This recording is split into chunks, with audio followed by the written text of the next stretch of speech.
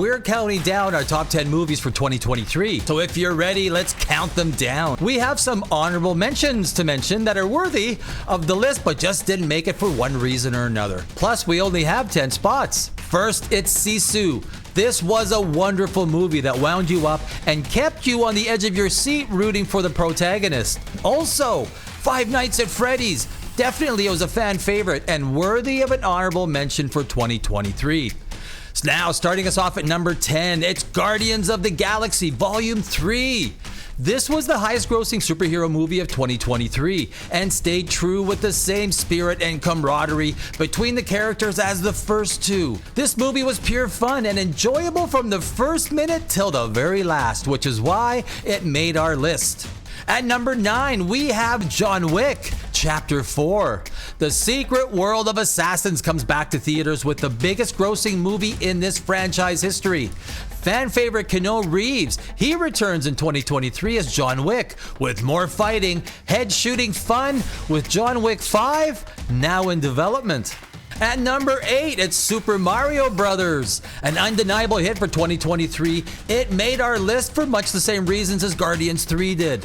Super Mario was pure fun the entire 92 minutes and gave fans who grew up on the Nintendo game member berries to relive the greatness of this game and its characters. At number 7, we have Talk to Me.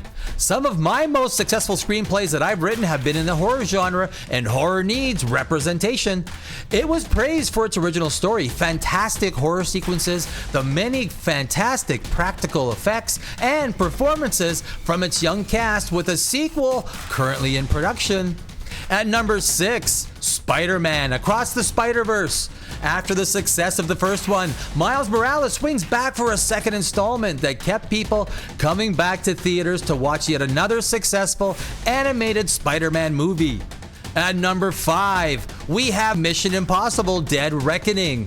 With a limited amount of choices for good movies in 2023, we decided that Tom Cruise still had the pop culture buzz and a movie that was good enough to bring in almost $600 million at the box office. Was it his best? No.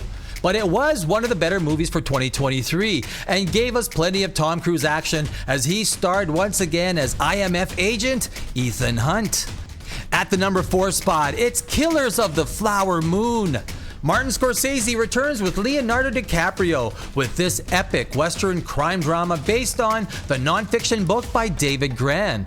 It wasn't financially successful, but it was a powerful story with Scorsese's touch, creating a gripping cinematic experience worthy of strong mention. In third place, we have The Iron Claw. Perhaps one of Zac Efron's best performances with his portrayal of Kevin Von Erich. It's the real-life story of the Von Erichs, a famous wrestling family from the 80s and 90s that some say was stricken with a curse that saw all but one of the 6 brothers die very young. It was a late release in 2023, but a powerful and beautifully shot movie that's getting plenty of accolades. At number 2, it's Godzilla -1, well-deserved. This is easily the best Godzilla movie of the 38 that have been made. It's a Japanese production, well, you know it's not from Hollywood, that focuses on a story about a man, woman, and a young baby who were brought together by a series of random events just after World War II, with the iconic reptile monster Godzilla on a rampage to inflict death and destruction on Japan and its people. Godzilla, he sure hates Japan, doesn't he, eh? And our number 1 movie in 2023 is Oppenheimer. Written and directed by Christopher Nolan, it stars Cillian Murphy as J. Robert Oppenheimer, an American theoretical physicist credited for developing the atomic bomb. This 3-hour epic was a masterful screenplay that chronicles his struggles to develop the A-bomb and his eventual fall from grace.